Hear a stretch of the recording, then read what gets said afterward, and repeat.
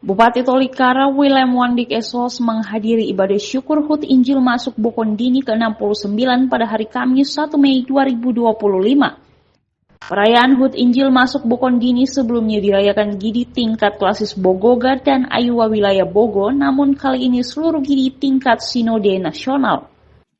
Bupati William Wandik dalam sambutannya menyampaikan puji syukur kepada Tuhan atas kasih dan kebaikannya, sehingga jemaat Gidi dapat berkumpul dan merayakan HUT Injil Masuk Bokondini dengan penuh sukacita. Pada momen perayaan itu, ia juga mengatakan pandangan orang tentang masyarakat Tolikara selalu identik dengan konflik, padahal daerah ini merupakan tempat awal lahirnya Gidi. Bahkan Gidi telah berkembang bukan hanya di Indonesia, melainkan hingga ke luar negeri.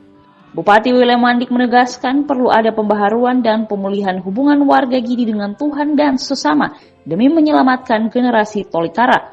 Untuk itu ia menyampaikan terima kasih kepada pimpinan gereja wilayah Bogo yang berinisiatif menggelar perayaan HUT Injil Masuk Bokondini. Setelah terima Injil, kita ini udah berkembang baik. Dan udah gelar penginjilan yang udah berkembang luar biasa. Hampir ke negara, sudah sampai ke negara-negara lain juga. Bukan saja di Indonesia. Tapi akhir-akhir ini kita dihadapkan pada situasi yang memang tidak bagus. Ninu pun bulu nalokala harap. Kenapa? Karena orang di Wijaya di ibu kota provinsi sekarang ini, di Jayapura, di ibu kota provinsi Induk, di Nabire, di ibu kota provinsi Papua Pegunungan Tengah, di Timika, di Papua Barat, bahkan di luar Papua juga, di mana mereka udah menjuluki kita warga Tolikara dengan image yang negatif. Wah, kita dengan julukan anarkis, kriminal, brutal. Tahu ya? Kita dijuluki dengan julukan itu. Padahal kita punya identitas, kita punya jati diri, kita punya dignity, kebanggaan bahwa kita anak Injil. Ya kan? Seperti yang disampaikan Bapak Pendeta tadi. Memang kita mengalami transformasi kultur modern dan mengalami lompatan yang jauh karena Injil. Iya kan? Karena Injil. Allah ada anggur apa? Itu. Kalau yang lain, daerah lain seperti di pantai, di Jayapura, itu mereka mengalami transformasi kultur modern, tahu baca, tahu tulis, lain-lain, berinteraksi dengan orang asing, orang Belanda, orang Jepang, orang Portugal, itu bangsa penjajah. Karena penjajahan masuk, juga dengan pemerintah. Nah, kita di sini bukan dengan penjajahan, bukan karena berinteraksi dengan orang penjajah, bukan. Hanya karena Injil kita dijangkau.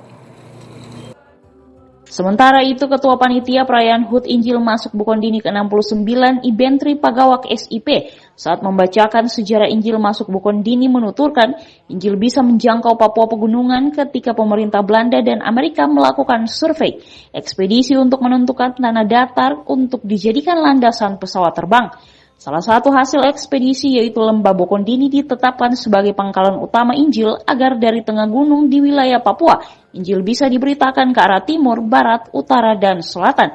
Sedangkan Sungai Balim dan Danau Arkbold menjadi sarana pendaratan air bagi misionaris. Sedangkan Sungai Balim dan Danau Arkbold menjadi sarana pendaratan di air bagi para misionaris. Rombongan misionaris mendarat di Sungai Balim Hitigima pada 23 Januari 1955, tiba di Arkbold 18 Februari 1955, dan tiba di Bokondini 1 Mei 1956. Baptisan pertama di Kelela 29 Juli 1962 dan pembentukan organisasi Gidi di Karubaga pada 12 Februari 1963. Perayaan HUT Injil Masuk Bokondini ke-69 berlangsung hikmat dan meriah, ditandai dengan ibadah syukur, tarian budaya, pemberian sumbangan oleh Bupati William Wandik, persembahan hasil bumi, dan acara bakar batu atau barapen. Membuat satu kesepakatan bahwa selama ini tanggal 1 ini belum ada kalender yang ada di kalender Gidi. Yang kalender Gidi yang hari-hari besar. Tapi mulai hari ini tua-tua sampaikan bahwa kita harus munculkan tanggal 1 ini. Tiga garap dan gereja-gereja lain itu semua punya tanggal Injil masuk itu ada. Hanya Gidi yang belum pernah catat dalam gereja Injil Indonesia ini, belum pernah catat bahwa tanggal Injil masuk itu belum. Amin. 12 Februari 12 Februari itu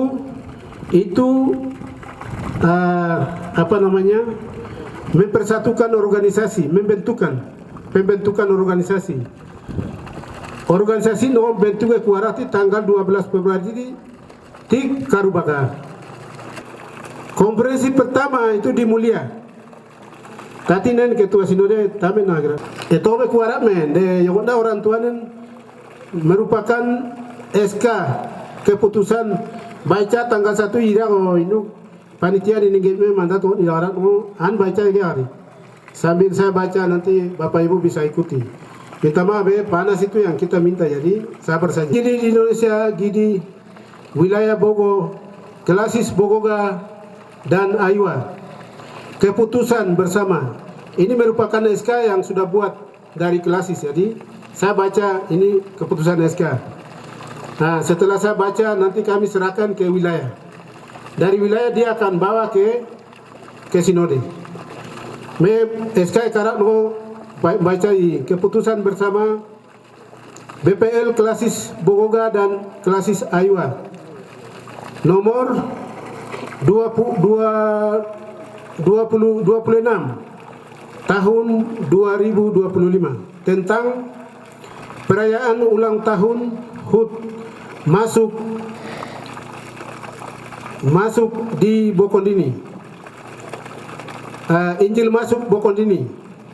Tapi di sini saya ada kata itu, tapi Injil bukan Injil masuk Bokondini. Bokondini hanya melewati saja. Injil masuk gereja Injili di Indonesia. Tepuk tangan untuk itu. Injil masuk Gidi. Injil masuk Gidi tanggal 1 Mei 1956. Yang sebelumnya dirayakan tiap tahun hanya Gidi tingkat Klasis Bogoga dan Aywa saja selama ini mereka rayakan. Tidak semua rayakan seluruh Gidi.